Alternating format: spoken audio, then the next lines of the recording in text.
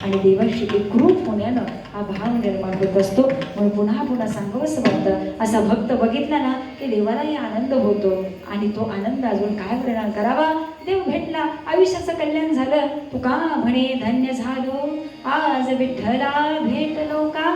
देव पहावयासी गेलो, तेथे देवाची होऊन ठेलो. ही एका भक्ताची अवस्था आहे महाराज. आणि अशाच अवस्थेमध्ये तुम्हाला जीवन जगायचंय. आणि ही अवस्था ज्यावेळी प्राप्त होते ना, त्यावेळी महाराज डोळ्यातून अश्रू आल्याशिवाय राहत नाही. कंठी प्रेम दाटे, नैनी नीर लोटे, हृदयी प्रगटे राम रूप.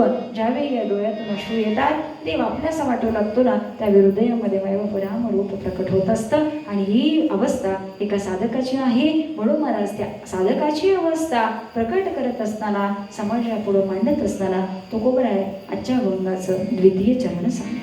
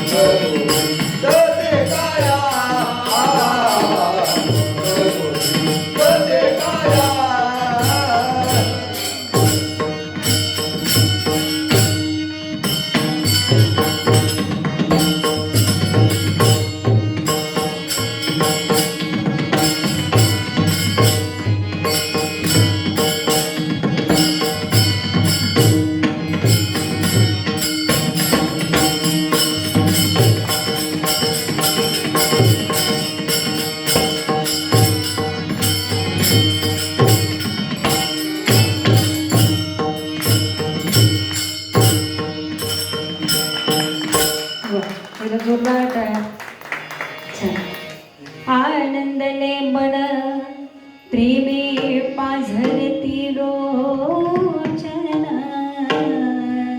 मग गोविंद ते काय प्रेरणा आहे देवा तया. अजून काय लागतं महाराज, ठीक आहे ना. मन ज्यावेळी आनंदी होतं, समाधानाला प्राप्त होतं, त्यावेळी महाराज देवाचं नाम नव्हे, देवाची नुसती आठवण जरी आलं तर डोळ्यातनं पाणी येत असतं महाराज. जसं वडिलांचं जीवापाड प्रेम असावं, आईचं जीवापाड प्रेम असावं. आणि महाराज अचानक वडील आयुष्यामधून निघून जावे आणि महाराज ज्यावेळी त्यांचं नाव जरी कोणी काढलं तर महाराज डोळे पाणावतात. का कारण तेवढं प्रेम मिळालेलं असतं.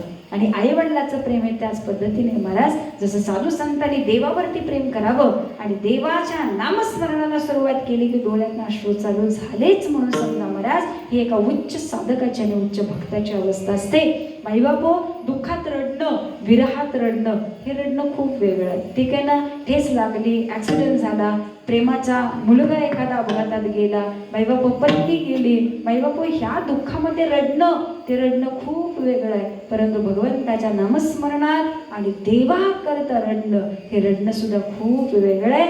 हे रडणं आम्हाला देवापर्यंत पोहोचवतं आणि महाराज आमच्या दुःखातलं रडणं हे पुन्हा पुन्हा पुन्हा पुन्हा आम्हाला दुःखाकडेच ओढत असतं. का? कारण आम्ही मायेमध्ये अडकलेले प्राणी आहोत आणि या मायेतनं आम्हाला पलीकडे जायचं असेल तर आम्हाला नामस्मरणाशिवाय भक्तीशिवाय पर्याय नाही. म्हणून माझे जगद्गुरु तुकोबरे सांगतात की रात्रंदिवस मायबापा गोविंद नामाचा जप करा, त्यानंच तुमच्या आयुष्याचं कल्याण आहे. प्रेमाने सर्वांनी हाताने टाळी वाजवा आणि मिळेल तेवढं नामस्मरण करा.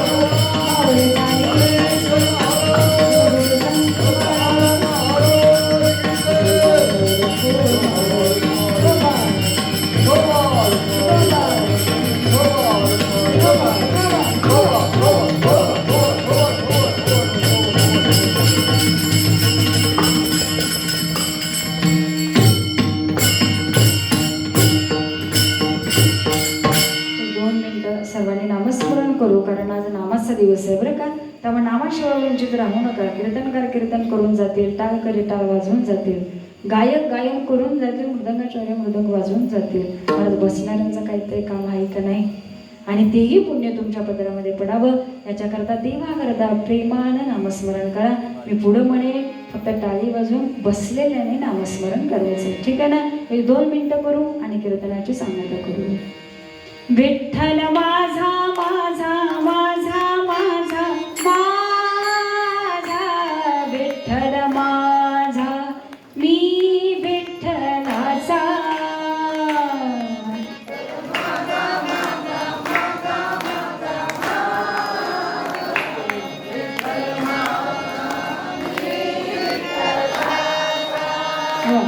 जेवले ना सगळे? का शिरा भात आमटीचा परिणाम आहे हा? थोडासा आवाज वाढव ना. मला झाला तर संपलं. ठीक आहे ना. नामाचा दिवस आहे, आनंद घ्यायचा आहे. साधू संत आनंद घेतात, देवाला आनंद मिळतोय, तर आपण काय घेऊ नये महाराज? ठीक आहे ना. कपडे घेतल्यानंतरचा आनंद वेगळा असतो, लाखाची लॉटरी लागली की आनंद वेगळा असतो, फॉर्च्युनर घेतली की आनंद वेगळा असतो, मायबाबा नोकरी लागली की तो आनंद वेगळा असतो. मग जरा नामाचा पण आनंद घ्या ना. की नाम घेतल्यानंतर काय आनंद मिळतो, त्या आनंदाची अनुभूती आम्हाला इथंच मिळू शकते. विठ्ठल माझा माझा माझा माझा माझा विठ्ठल माझा मी विठ्ठलाचा.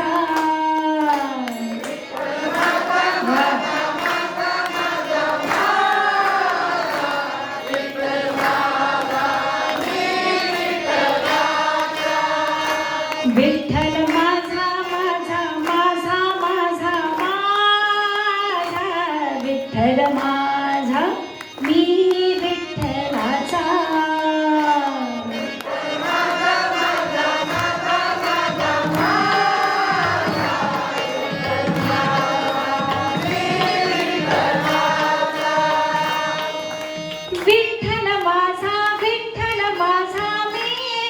विठ्ठलाचा विठ्ठल माझा विठ्ठल माझा मी विठ्ठलाचा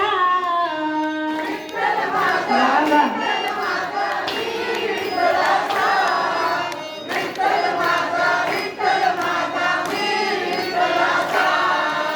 विठ्ठल माझा विठ्ठल माझा मी विठ्ठलाचा विठ्ठल माझा विठ्ठल माझा मी विठ्ठलाचा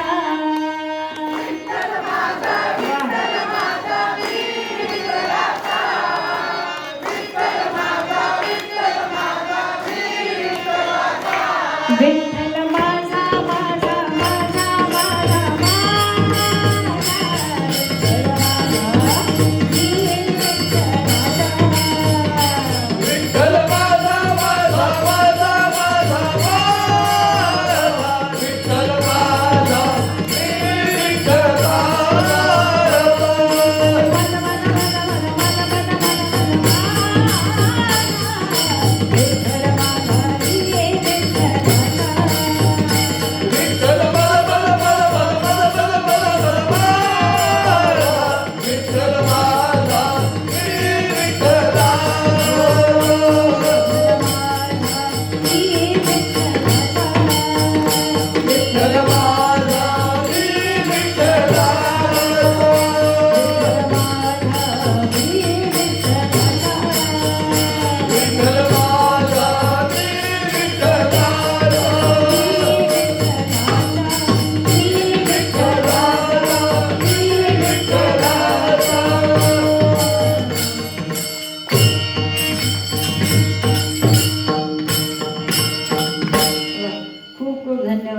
खूप आभारी आहे. तुम्ही पांडुरंग परमात्म्याचे आणि गादीचा मान राखलात आणि ह्याच्यामध्ये महिमा फायदा तुमचाच आहे. जेवढं काही आपण नामस्मरण करेल ना तो महाराज फायदा आपलाच असतो.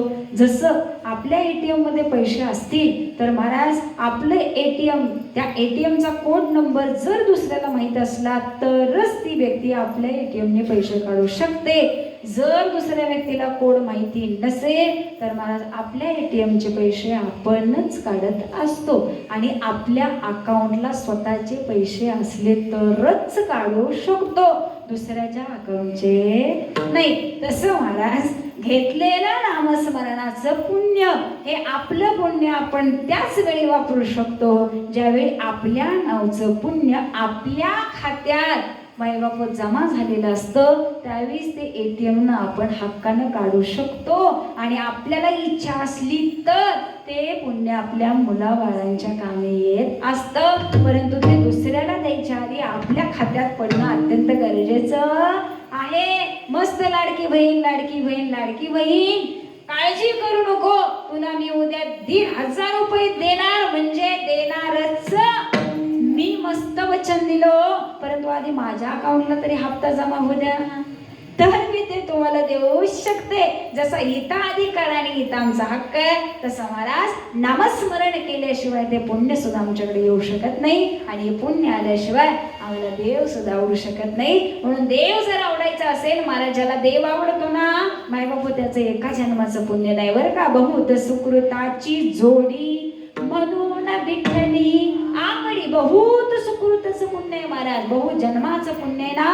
जन्मोजन्मी आम्ही बहु पुण्य केले ते भाग्या विठ्ठली कृपा केली. तेव्हा महाराज कुठे येऊन देवानं आमच्यावरती कृपा केली. म्हणून महाराज नामस्मरण आवडायला लागलं, कीर्तन करायला आवडायला लागलं. म्हणून महाराज पुण्याईनं आज कीर्तनकार म्हणून गादीवरती उभा राहता आलं. हे सुद्धा करायला महाराज पाठीशी पुण्य असावं लागतं. आपलं पुण्य, कुळाचं पुण्य, आई वडिलाचं पुण्य, आजा पंजाचं पुण्य हे ज्यावेळी पाठीशी उभं राहतं ना त्यावेळेस महाराज आमच्याकडून परमार्थ होत असतो.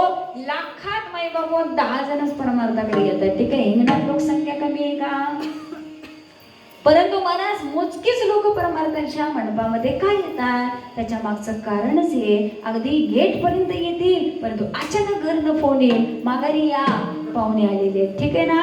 मंडपात बसणार, परंतु बसलेली सुद्धा उठून जाणारी आम्ही बघितलेत का? पाठीशी पुण्य नसतं त्यावेळी तो परमार्थाच्या मंडपामध्ये सुद्धा येऊ शकत नाही. याच्यात त्याचाही दोष किती आणि कीर्तनकाराचा दोष किती हे आपलं आपण ठरवावं, परंतु पाठीशी पुण्य असावं लागतं. त्यावेळी महाराज आपल्यालाही तो आनंद घेता येतो. म्हणून तुकोबराय सांगतात, महाराज संगती इतकी श्रेष्ठ ठेवा. अहो संगतीमध्ये एखाद्या घोंगुरट्याच्या संगती जर आली गेली तर ती सुद्धा कधी मोठं होईल हे कळत नाही. आणि महाराज आपलं आयुष्य हे तीच रूप स्वरूप कधी होऊन जाईल समजत नाही. तसं तुम्ही आम्ही सुद्धा जर साधू संतांच्या संगतीत गेलो तर महाराज आम्हाला कळणारही नाही त्याने मी होतो कोण आणि मी झालो कोण. म्हणून महाराज विचार करा, आम्ही गेलो होतो विजय या नावाने साधू संतांच्या संगतीमध्ये, परंतु त्याच विजयाचा रामानंद कधी झाला आणि विजयानंद कधी झाला हे आम्हालाही कळत नाही. हा परिणाम होतो कधी? एका आणि एका फक्त नामस्मरण आणि साधू संतांच्या संगतीमध्ये.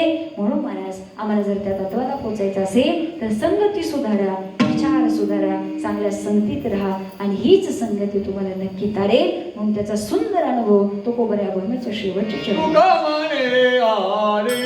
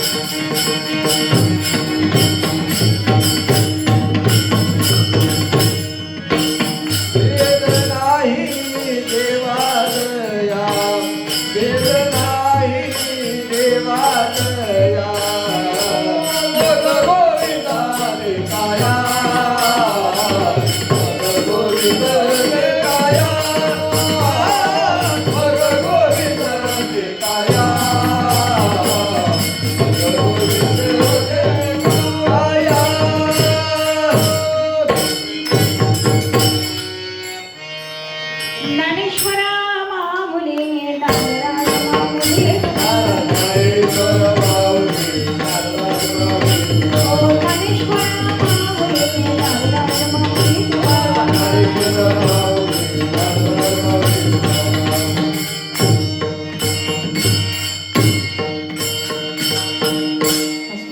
झालेली सेवा पांडुरंग परमात्मा, माझे आई वडील, माझे सद्गुरू, ज्यांनी आयुष्यामध्ये कीर्तन करण्याकरता खरं प्रोत्साहन दिलं. तुम्हाला सर्वांना ज्ञात आहे की माझं क्षेत्र हे संगीताचं आणि गाण्याचं क्षेत्र आहे बरं का. आणि हे लाईव्ह चालू आहे. अगदी याच्यामध्ये काही खोटं नाही. मला भजनामध्ये खूप आनंद येत होता, गायकीमध्ये आनंद येत होता, परंतु फक्त आणि फक्त वडिलांच्या इच्छेप्रित्यर्थ मी या गादीवरती उभा राहिले. वारकरी संप्रदायाची सेवा आपल्याकडून व्हावी अशी एक वडिलांची इच्छा होते. आता काही काळानुरूप ते आज नाही राहिले, परंतु ते जरी इथं नसले तरी स्मरणानं मात्र नक्की आहे. कारण मला घडवण्याच्या पाठीमागं माझ्या वडिलांचं खूप मोठं श्रेय आहे. त्यामुळे प्रत्येक कीर्तनाच्या शेवटी महाराज एक वेळ तुकोबराय ज्ञानोबरायांचं नाव नंतर येतं माझ्या मुखामध्ये, परंतु पहिल्यांदा माझ्या वडिलांचं नाव येतं बरं का. मी आतमध्ये होते तेव्हा मगाशी बाबा मला बोलले की तुम्ही पहिल्यांदा ज्यावेळी आला होता त्यावेळेस तुम्ही नवीन नवीन कीर्तन करत होता आणि तुमचे वडील तुमच्यासोबत होते. त्यांना माझ्या वडिलांची आठवण आली. 2 मिनिटासाठी माझे डोळे पालवले की चला वडिलांची आठवण आहे, काही हरकत नाही. परंतु महाराज हे येणं जाणं चालू राहतंच. ते गेले म्हणजे आम्ही काय राहण्याला आलो आहे का? नाही, ते आधी गेले, आपल्याला पण पाठीमागणं जायचंच आहे. फक्त कोण पुढं जाते आणि कोण नंतर जाते. आता काय सांगावं, बसलेल्यांपैकी उद्या एखाद्यानं राहिलं तर काळजी करू नका, नाही तर तुम्ही म्हणाल महाराज जाता जाता ताई काहीतरी बोलून गेल्या. परंतु नाही माई बाबा, ठीक आहे ना, या देहाचा भरोसा नाही, आयुष्य थोडं आहे. म्हणून जे मिळालं ना आयुष्य ते खरं सत्कारणे लावा. नामस्मरणात राहा, भजनात राहा, कीर्तनात राहा आणि जेवढं जेवढं जेवढं देवाला आपलंसं करता येईल ना महाराज तेवढं करण्याचा प्रयत्न करा. आपुला तो देव एक करून घ्यावा, ठीक आहे ना महाराज. कारण देणे देन जीवा सुख नये, खऱ्या सुखाची प्राप्ती ही देवाच्या प्राप्तीमध्ये आहे. आणि हे ज्ञान माझ्या वडिलांनी माझ्यापर्यंत पोहोचवलं होतं. खऱ्या सुखाची जागा त्यांना माहिती होती. त्यामुळे खरं जीवन हे संसारामध्ये की परमार्थामध्ये हे सुद्धा त्यांना ओळखलं होतं, त्यांना जाणीव झाली होती. त्यामुळे त्यांनी पर्याय ठेवला की तुला परमार्थाच्या मार्गाने जायचंय का संसाराच्या मार्गाने जायचं हे तुझं तू ठरव, परंतु परमार्थाशिवाय राहू नको. आपल्या शब्दानं मायबाप हो. समाजातला एक व्यक्ती जरी सुधारला, त्याच्यात काही जरी थोडाफार फरक पडला किंवा तुझ्या शब्दानं जर एखाद्याच्या थोडासा बदल झाला तरी मायबाप हे करण्यामध्ये सार्थक आहे. आणि त्यांच्याच कृपा आशीर्वादानं एक सातारा जिल्ह्यामधून आज तुम्ही एक महिला कीर्तनकार म्हणून इथं परत एकदा मला हिंगणे या गावामध्ये बोलवलं. त्याबद्दल तुम्हा सर्वांचे मी शतशः आभार व्यक्त करते. कारण आपल्या सातारा जिल्ह्यामध्ये सुद्धा असंख्य कीर्तनकार आहेत, परंतु तरी सुद्धा पुन्हा एकदा माझं नाव तुम्ही सर्वांनी निवडावं हे माझं परम भाग्य म्हणावं लागेल. सातारा जिल्ह्यात वडिलांच्या इच्छेप्रित्यर्थ सुंदर असे मायबापो आज नवीन नवीन मुलं घडत आहेत, सुंदर मुली घडत आहेत. साताऱ्यामध्ये माझा नादब्रह्म संगीत क्लासेस असा संगीताचा क्लास सुरू आहे. तिथं अनेक असंख्य मुली मायबापो गायनाचं शिक्षण घेत आहेत. कुणी कीर्तन करायला लागले, कोणी प्रवचन करत आहेत, कोण सुंदर हार्मोनियम वाजवत आहे. अगदी 2री 3रीतली 1लीतली मुलं मायबापो माझ्याकडे आहेत. परंतु हे क्लासेस बेसवरती माझी संस्था नाही, परंतु तुम्हाला सुद्धा ह्या गोष्टी माहीत पाहिजेत की तुमच्या मुलीचं काहीतरी कार्य योग्यरित्या सुरू आहे. आणि आपल्या वारकरी संप्रदायाला ह्या सगळ्या लोकांची खूप मदत आहे. मला शिकायला आज जर टाळकरी उभं राहिलं नसते तर कीर्तनाला शोभा आहे ना महाराज.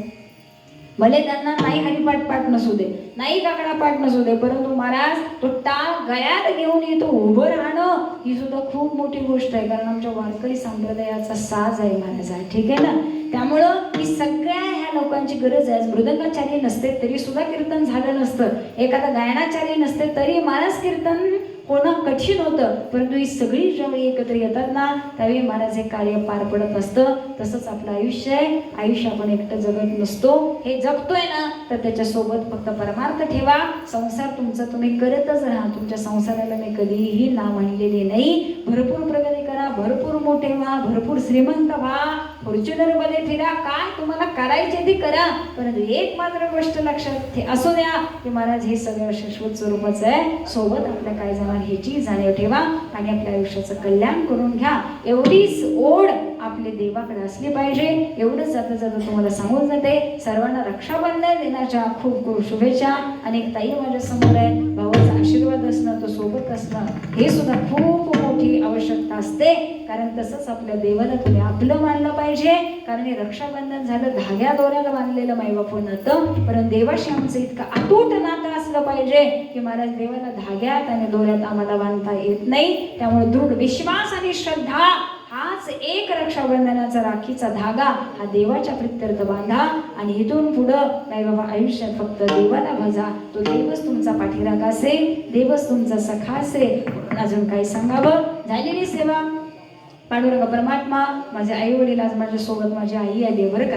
वडील नसतात आता आई माझ्या सोबत असते कीर्तनाला, तिचे मी शतश आभार व्यक्त करते. आमच्या पप्पू मावशी त्या सुद्धा आज कीर्तनाला आले. विसापूरवरून आमचे आबांचे सुपुत्र असतील असतात दादानं, तो सुद्धा आज माळकरी झालाय. त्या दादाचं सुद्धा खूप कौतुक करावं असं वाटलं का कुणी पांडुरंगाचं झालं, कुणी माळ घातली, कुणी मांसाहार सोडताना, तर मला खूप आनंद होतो मला ह्या गोष्टी ऐकल्या की. त्यामुळे असो अशी सात्विकता वाढवा, असंच नामस्मरण वाढवा. तुमचं सुंदर असं पारायण सप्ताह चालू आहे, हा असाच अखंड चालत राहावा, ह्याच्यामध्ये कधीही खंड पडू नये. मी आई मातेच्या चरणाशी एवढा संकल्प सोडते आणि हा तुमचा कार्यक्रम असा छानरित्या पार पडावा. सुंदर वक्ते तुमच्या गावामध्ये येत आहेत, त्याचा आनंद घ्या, लोकांपर्यंत ते पोचवा आणि महाराज आयुष्य घडवण्याचा प्रयत्न करा. गेलं ते गेलं आयुष्य, पण राहिलेल्या आयुष्यामध्ये किंवा नामस्मरणाला विसरू नका. एवढंच तुमची बहीण, तुमची मुलगी म्हणून एवढा संदेश देईल. आणि महाराज माझ्या कीर्तनाच्या सेवेला इथंच माईबापू समाप्ती करेन. तुकाराम तुकाराम तुकाराम तुकाराम तुकाराम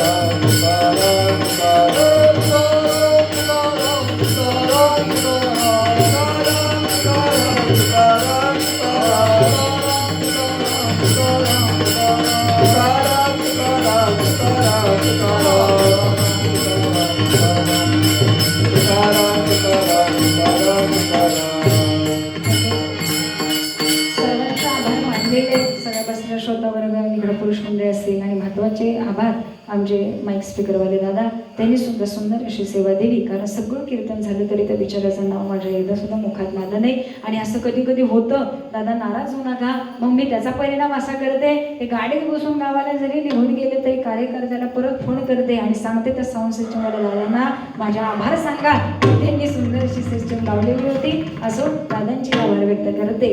विठ्ठल जय जय विठ्ठल.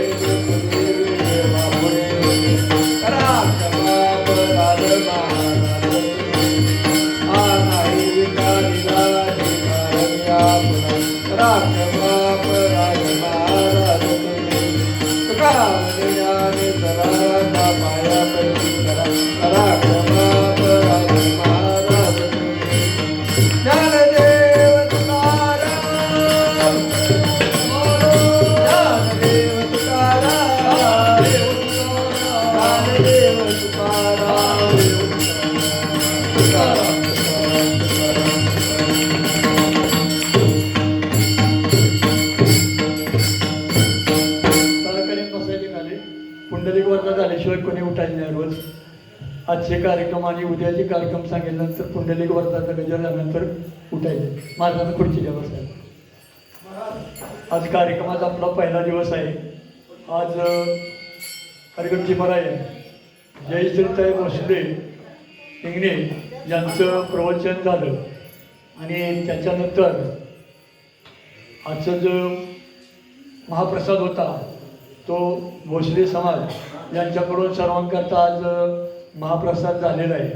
आणि आत्ता ज्यांची कीर्तन सेवा झाली ते हरिभक्तीपरायण संगीत विशारद प्रियंकाताई कदम पांढरवाडी विसापूर यांचे जगद्गुरू तुकाराम महाराजांच्या अभंगावरती सुस्राव्याचं कीर्तन केलेलं आहे. तेव्हा पारायण मंडळ ग्रामस्थ मंडळ इंगणे त्यांचे मनापासून आभार आहेत. आणि आजच्या या कार्यक्रमाचं कीर्तनाचं सौजन्य कैलासवासी कमल संभाजी पवार यांच्या स्मरणार्थ संभाजी भगवान पवार यांचं आजच्या या कीर्तनाचं सौजन्य आहे. तेव्हा महाराजांचा मीनाताई काळे या भजन मंडळाच्या या सदस्य आहेत. हरिभक्तीपरायण मीनाताई काळे यांच्या शुभ हस्ते महाराजांचा या ठिकाणी श्रीफळ देऊन त्यांना सन्मानित करण्यात येत आहे. त्यांचा या ठिकाणी श्रीफळ देऊन सत्कार करण्यात येत आहे. यानंतर जानूबाई भजन मंडळ हिंगणे व संत शिरोमणी तुकाराम महाराज भजनी मंडळ वडूज यांचा जागराचा कार्यक्रम होईल. उद्या सकाळी पहाटे 4 ते 6 काकडा आरती होईल आणि नंतर सकाळी आणि दुपारी ग्रंथराज ज्ञानेश्वरीचं पारायण होईल. वाचनाकरताही ज्यांना वेळ असेल त्यांनी वाचण्याकरता बसायचं आहे. आणि उद्या